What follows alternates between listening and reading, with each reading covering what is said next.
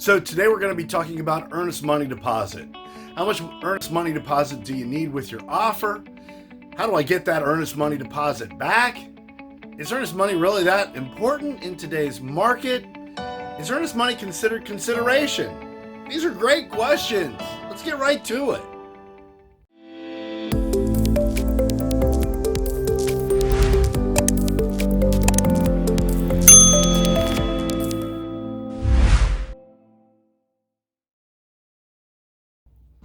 So right out the gate, I'm talking about the state of Virginia. Earnest money is handled differently in different states. Everything's state regulated with real estate. So for this video, I'm talking about Virginia earnest money deposit. So how much earnest money deposit should you be putting down on your offer? Well, most realtors would tell you, and I agree with it, it's going to depend on how much the home is and how much you're willing to put up, because earnest money isn't consideration.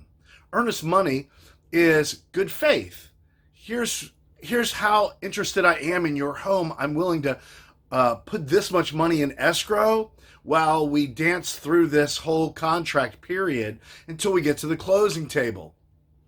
And if I default as a buyer, you're going to get to keep this earnest money deposit. At least that's what the contract says. So, thinking about earnest money deposit and how much to put down, that is your thought process. It's for peace of mind for the seller and making them feel like you are a serious buyer because you're willing to tie up your money until we get to the settlement table. And you're willing to give them this money in the event that you default on the ratified contract. Lots of things to think about with that. So, how do you get your earnest money back? Great question. It really depends on how the offer is written. Typically, you would see 4 ways for you as a buyer to get your earnest money back. Obviously, the first way is as a credit at settlement.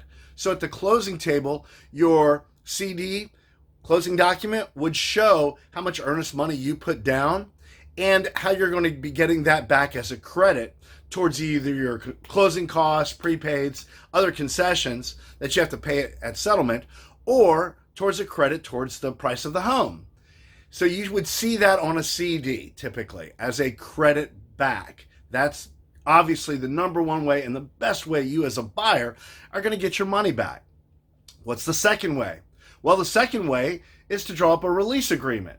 That's where the deal didn't actually go together after it was ratified. Maybe you had some property inspection challenges, or it didn't appraise, or your financing fell through. Something that the contract is allowing you to get out of. That's not default, all right? That's not something that you caused or a choice that you made that goes against the contract. That's something that's being allowed by the contract, a contingency, right, that is controlled by either you or the lender. And so based upon that, you should be able to get your money back. That's what this is talking about.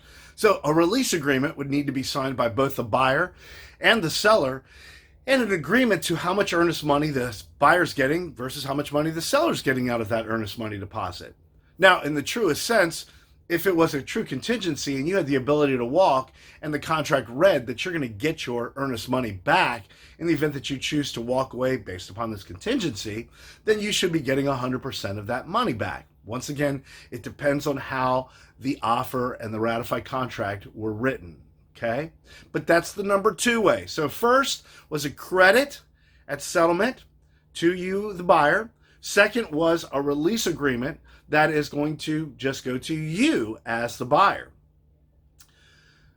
The other part of that release agreement, though, number 2, is what if you defaulted?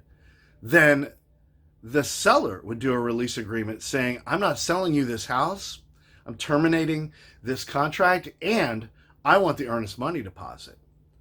The challenge with the release agreement is both sides have to sign it before any money can be distributed, because that money is being held in escrow. The real estate companies have no control over that money being dispersed until there is a release agreement signed by both sides, right? So we know number 1 is a credit back, number 2 is a release agreement, either to the buyer or to the seller. The third way is by a court order. That means that you as the buyer might have to sue the seller to get your earnest money back. Or the seller might need to sue the buyer to get that earnest money. Because if neither side is willing to sign the release agreement, then that money's going to just sit in escrow and sit in escrow and sit in escrow. The fourth way is if one side doesn't respond at all. So the buyer does a release agreement and he gets no response from the seller.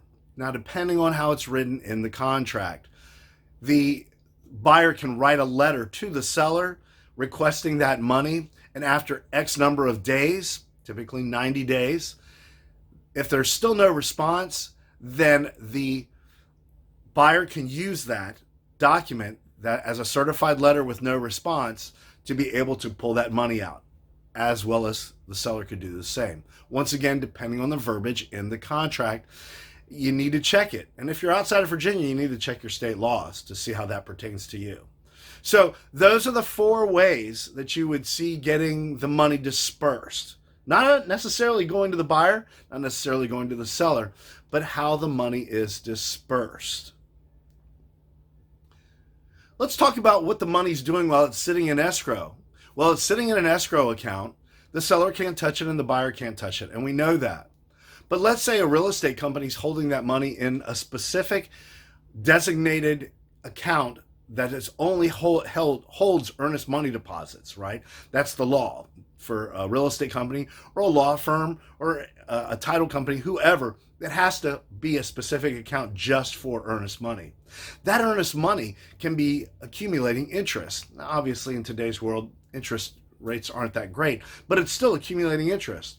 Who gets the interest? The company holding the money. And they get the interest for as long as that money is sitting in the account.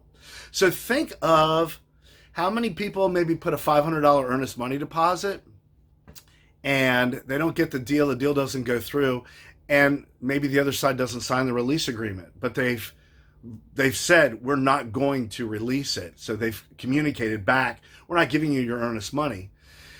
That money just sits in the account. And if one side doesn't sue the other side, it just sits in that account. It's one of the great ways that a real estate company, a law firm, a settlement company can actually make some income by having all of this money sit in an earnest money account. But just make sure that you're aware as a buyer, you don't make any interest on that money as it sits there. And that is definitely drawn into the contract so that you can see who's holding the earnest money deposit and how it is handled. Okay, so just one little tip there, if you were curious as to what happens to the money that's growing based upon the money that's sitting in the account. Well, it stays with the firm that's holding the money. So the final thought process on earnest money for this video is, how important is it? Is it important enough where it's going to get you the house? Well, it's not considered consideration in the eyes of the law of a legally binding contract. Consideration is the purchase price, because the buyer gets that money back if he buys it as a credit. It's not added to the price of the home, which would be consideration. So how important is it? Well, it's extremely important if you have a seller that hasn't been educated on what earnest money is and what it isn't, right? It's not consideration. It's not very important if a seller understands, earnest money is just peace of mind. It's there to make me feel good. The only way I'm going to get it is if I sue the buyer because of defaulting, and I would probably still have to prove damages in a court to show that I should get that earnest money deposit.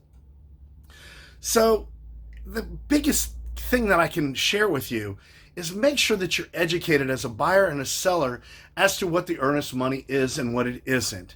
It is peace of mind. It is there to make the seller feel good that you're a serious, ready, willing, and able buyer. As a seller, it's there as a tool to say, these guys are serious and they're ready to buy. There is one key component, though, that can make the earnest money a little more special, and that's making it non-refundable, meaning that no matter what happens, this $1,000, $10,000 earnest money deposit, the seller is going to get to keep it. So if you've got this contingent on a home inspection and you decide to walk, he still gets to keep your earnest money deposit, right? The only way you're getting that earnest money deposit back is as a credit, at settlement. Okay? The other ways of getting it back go out the window because you've decided to make it non-refundable, meaning you are tied to this contract at least for that earnest money deposit. You might still be able to walk away with contingencies or even default, right? But you're not going to get that earnest money deposit back. So there's no sense in filling out a release agreement, right? You're guaranteeing I'm buying this house, and if I don't, you get to keep this money. One of the other key components you need to remember is if the earnest money doesn't cover damages that the seller incurs in getting this house ready for you to buy. Let's say that the contract calls for new carpeting, so he puts new carpeting in. If he can convince a court that that new carpeting was put in specifically because of you, once again, I'm not a lawyer, but you would think that those might be damages that he might incur and that the court might give him that exceed how much the earnest money deposit was. So there's a lot of stuff to remember there, but the number one thing to remember is it is not consideration. The sale price is consideration. It is there 100% for peace of mind to make the seller think that you're a ready, willing, and able buyer and that you're willing to put this money up. Making it non-refundable definitely adds some value to that. All right. I hope you enjoyed this video. I know it wasn't too in-depth, but it's definitely got a lot of points there that as a buyer or seller you need to pay attention to, get more education. Please check out my other videos. I have a whole playlist of videos specifically to real estate for buyers and sellers. Please be sure to subscribe to my channel, like my channel. It really helps with my search engine optimization and getting the word out. I'm just trying to educate you guys. If you are a seller, though, we do offer redefyflatfee.com, which is our flat fee listing service, $5,500. Doesn't matter what the price of the home is. Check us out. We are back on a regular basis. I'm putting out about 2 videos a week educating buyers and sellers. Stay safe out there. Make it a great day.